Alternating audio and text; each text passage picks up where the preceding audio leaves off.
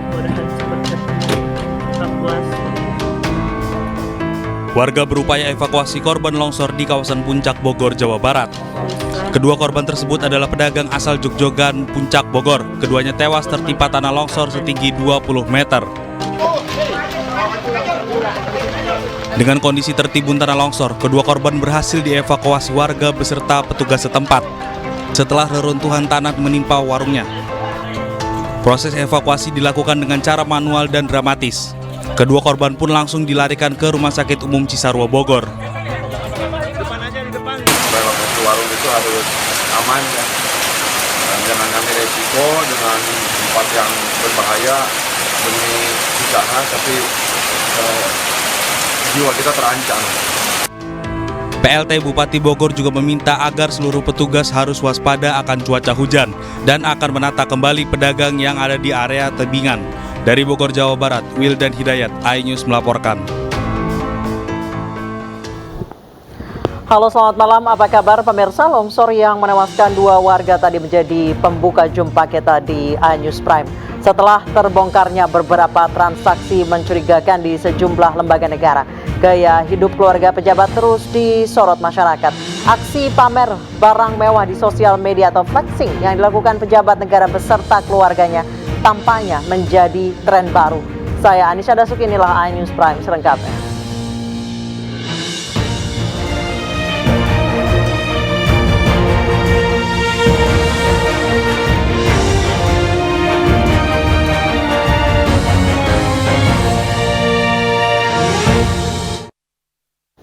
Pemirsa, atlet bulu tangkis nasional Syabda Perkasa Belawa dan ibunya meninggal dunia usai kecelakaan di Tol Pemalang, Batang, Jawa Tengah. Mobil yang dikemudikan ayah Syabda ringsek akibat diseruduk truk.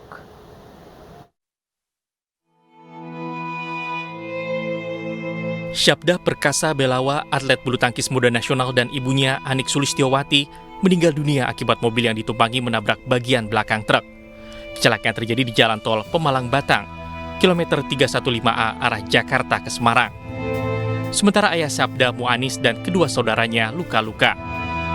Diduga kecelakaan terjadi akibat Muanis yang mengendarai mobil mengantuk hingga menabrak bagian belakang truk yang dikendarai Ari Wibowo. Ketiga penumpang yang terluka masih dirawat di RSI Pemalang. Sementara jenazah Syabda dan ibunya dibawa ke Sragen untuk dimakamkan. Bulu tangkis benar, Pak? Ya, betul. Dia adalah seorang atlet bulu tangkis yang berdomisili di Bekasi. Kalau satunya yang meninggal siapa, Pak? Yang satu adalah ibunda dari almarhum. Posisi dia penumpang atau nyopir? Posisi sebagai penumpang. Penumpang semua dua-duanya. Ya, untuk korban sementara masih di rumah sakit.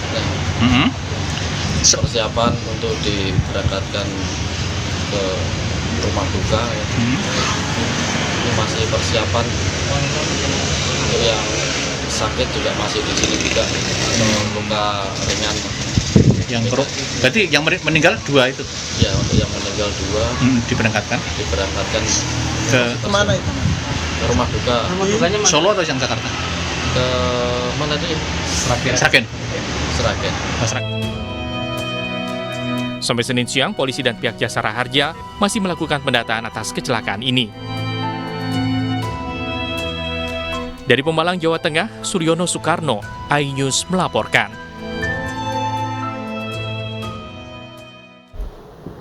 Pemirsa, hari ini Menteri Keuangan Sri Mulyani dan Kepala PPATK datangi kantor Kemenko Polhukam. Kedatangan mereka terkait dugaan transaksi janggal 300 triliun rupiah.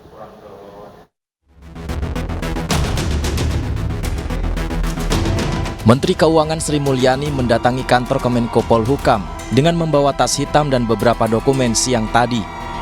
Sebelumnya, Kepala PPATK Ivan Yustiavandana juga telah datang lebih dulu.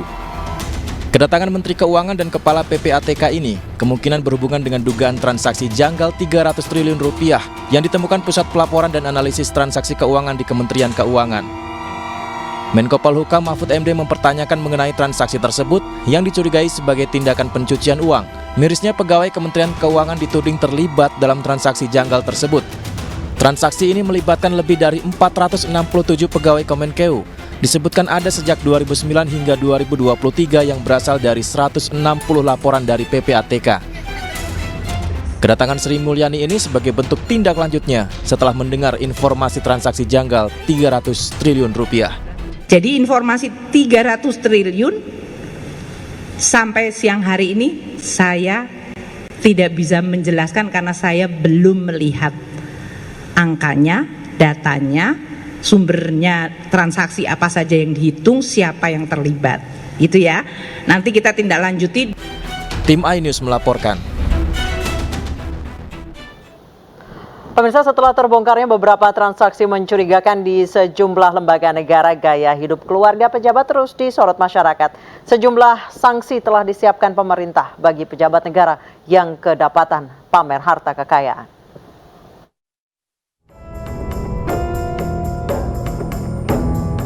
Istri pejabat Kemensetnek SH Rahmansyah Abrar pamer harta kekayaan di media sosial. Aksi pamer harta ini diviralkan oleh akun Twitter @partaisosmed. SH Rahmansyah adalah Kepala Subbagian Administrasi Kendaraan Biro Umum di Kementerian Sekretariat Negara.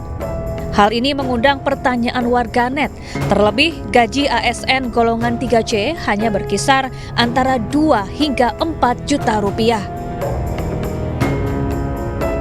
Kemensetnek melalui siaran pers menyampaikan permohonan maaf atas kegaduhan yang ditimbulkan. SH pun telah dinonaktifkan sementara dari jabatannya. Kemensetnek juga membentuk tim verifikasi internal untuk menyelidiki harta kekayaan SH serta berkonsultasi dengan KPK, PPATK, dan lembaga terkait lainnya. Tidak hanya pejabat Kemensetnek, istri Brigjen Endar Priantoro, Direktur Penyelidikan Komisi Pemberantasan Korupsi yang giat melakukan pemeriksaan, justru terpantau gemar memamerkan gaya hidup mewah.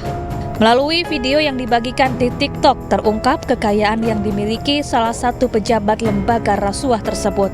Hingga kini, Dewan Pengawas KPK dan pihak kepolisian masih terus mengklarifikasi LHKPN milik Endar.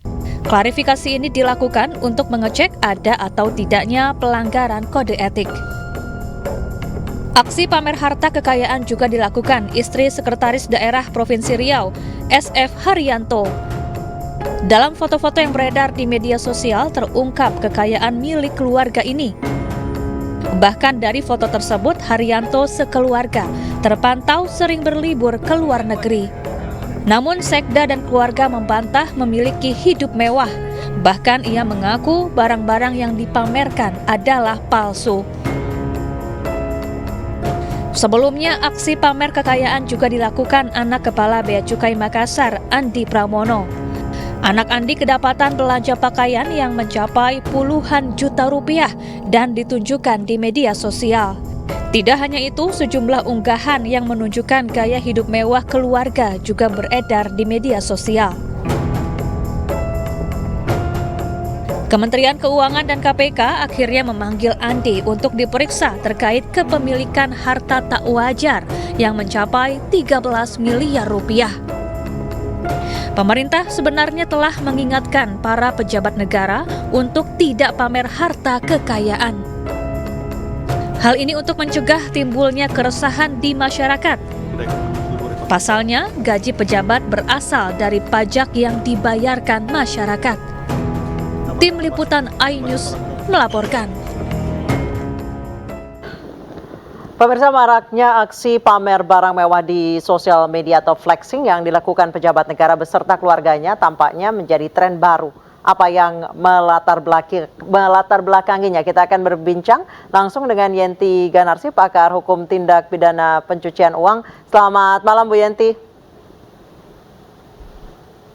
Selamat malam, Mbak Anissa. Bu Yenti, Anda keras mengkritik para pejabat yang baik pejabatnya maupun keluarganya ini flexing di media sosial. Mengapa orang yang bekerja di sektor swasta ataupun pengusaha itu tidak apa-apa flexing, tapi pejabat negara itu tidak etis untuk flexing?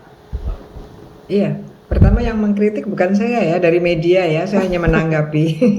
Ya, hanya saya tadi menyatakan kalau ada yang flexing di kementerian lain, kemudian dilakukan suatu tindakan tertentu, tapi kementerian yang lain tidak. Ini kan tidak bagus untuk performance pemerintahan Pak Jokowi ya. Harusnya ada keseragaman. Ketika Mensesnek melakukan tindakan tertentu kepada anggota keluarga dari pegawainya yang flexing, harusnya kementerian lain juga mengikuti. Mestinya seperti itu. Yang kedua adalah bahwa kenapa kalau orang kan intinya begini. Satu tuh pamer itu kan tidak baik ya. Pamer itu tidak baik. Kalau kita berbicara tentang perasaan, tidak semua orang di sekitar kita itu kecukupan. Kemudian yang kedua yang paling penting adalah flexing. Kalau untuk pengusaha sepanjang itu usahanya juga benar ya terserah saja, nggak terlalu lah, walaupun nggak bagus juga, jarang juga kalau pengusaha yang betul-betul bonafit malah jarang dia pamer-pamer kan. Yang kedua bahwa kalau ASN atau PNS atau pejabat negara itu kan dia mempunyai kode etik prosedur administrasi lah ya, kode etik perilaku yang ada di buku baca itu kan ada hidup bersahaja gitu ya. Yang ketiga sebetulnya kalau kita lebih paham lagi, kita pamer-pamer itu bahaya, bisa dirampok juga gitu kan. Itu faktor kriminogen kalau dari hukum pidana ya, faktor-faktor yang bisa membuat orang lain melakukan suatu kejahatan. Nah ini makanya sebetulnya pernyataan-pernyataan bahwa hartanya sekian-sekian itu kan memang hanya untuk penegak hukum. Karena kalau dibuka-buka terlalu terbuka juga, ada sisi lain yang harus diperhitungkan. Kalau flexing sendiri apalagi? Nanti kalau bahasanya itu diparanin oleh para perampok bagaimana? Ya itu jadi banyak hal secara hidup berbangsa yang aman ya, aman dan pantas itu memang nampaknya tidak terlalu komprehensif difikirkan oleh bangsa ini. Baik, Bu Yenti, ya. Di saat pejabatnya sendiri itu tidak flexing, tapi istri ataupun pasangan dan anak-anaknya itu flexing, apakah itu juga melanggar etika? Dan seperti apa pejabat seharusnya meyakinkan keluarganya untuk ikut menjaga wibawa dan etika keluarganya yang pejabat negara? Iya, pertama dari sudut etika ya, etika kepantasan dari kacamata sosial itu juga tetap tidak pantas karena kan anak-anak itu juga tidak bekerja. Belum bekerja apalagi ya, itu dari mana uangnya, termasuk istri kalaupun dia bekerja dari mana. Kalau dia jadi istri pejabat negara, ASN, ya konsekuen, harus sesuai dengan prinsip bahwa pegawai negeri, pejabat negara itu harus hidup bersahaja, kan ada di aturannya. Kemudian berkaitan dengan adanya dugaan ya, ada dugaan kalau sampai ada perkiraan masyarakat berkaitan dengan profil yang tidak sesuai dengan penghasilannya, itu secara hukum pidana itu ada indikasi-indikasi tertentu yang bisa memicu yang bersangkutan itu akan diperiksa ya, yaitu minimal sekarang etik dulu, nanti kemudian didalami, apalagi ada LHKPN untuk mereka atau LHK, laporan hasil kekayaan, kalau memang mereka belum stratanya belum harus LHKPN. Nah ini adalah satu, kalau ada yang mencurigakan itu ada satu indikasi terjadinya pencucian uang, yaitu bahwa ini ada orang tampilannya lebih dari harta yang dilaporkan ya Bu? Kemampuannya, ya dari kemampuannya, sehingga penegak hukum dalam hal ini seperti PPATK akan menelusuri, belum lagi laporan masyarakat, pengaduan masyarakat. Nah ini kemudian ini ada kemungkinan terjadi tindak pidana pencucian uang. Artinya barang-barang itu, penampilan itu ditampilkan dikarenakan ada harta-harta yang didapatkan yang tidak sah, yang tidak legal. Nah kemudian akan masuk itu dugaan pencucian uang. Dan pencucian uang yang paling penting adalah juga bukan kepada penegak kepada ASN-nya ya, ASN-nya, tetapi juga kalau ada TPPU itu misalnya pejabat jatuh korupsi, itu TPPU-nya bisa jadi itu mengalirnya ke anak, ke istri, dan itu akan dihadang dengan pasal 5 Undang-Undang Pencucian Uang, yaitu ketika ada keluarga atau siapa saja yang ikut menikmati hasil kejahatan, dalam hal ini misalnya korupsi, sepanjang mereka-mereka ini yang menerima menikmati ini patut menduga bahwa barang uang yang diterimanya itu patut diduga dari hasil kejahatan. Bagaimana caranya? Mereka orang-orang terdekat tahu kok sebetulnya bisa memperkirakan berapa sih penghasilan suami atau bapaknya di kementerian atau di lembaga itu. Bu Yenti, bagaimana dengan approach KPK dengan melibatkan netizen untuk membongkar pejabat maupun anak serta pasangannya yang flexing?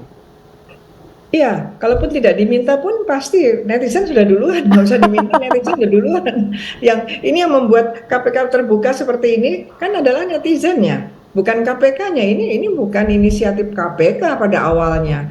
Karena ketika ada penganiayaan berat, kemudian ada netizen yang upload foto-foto dan sebagainya dari netizen, itu kita dengan sangat menghargai ya keberadaan ilmu pengetahuan dan teknologi tinggi, sehingga juga media bisa menunjukkan kepada masyarakatnya, media sebagai kontrol masyarakat, pelindung dari masyarakat ketika masyarakat menjadi harus tahu ketika harus ada yang dibenahi dikarenakan para pejabatnya memang tidak amanah. Nah, jadi sebetulnya KPK itu mau nggak mau ya harus begitu, ngomong begitu, apa boleh buat, karena memang awalnya bukan dari KPK, awalnya memang inisiatif netizen sendiri. Baik, pejabat maupun keluarga harus tahu kalau gaji mereka itu dari pajak rakyat ya Bu Yenti ya.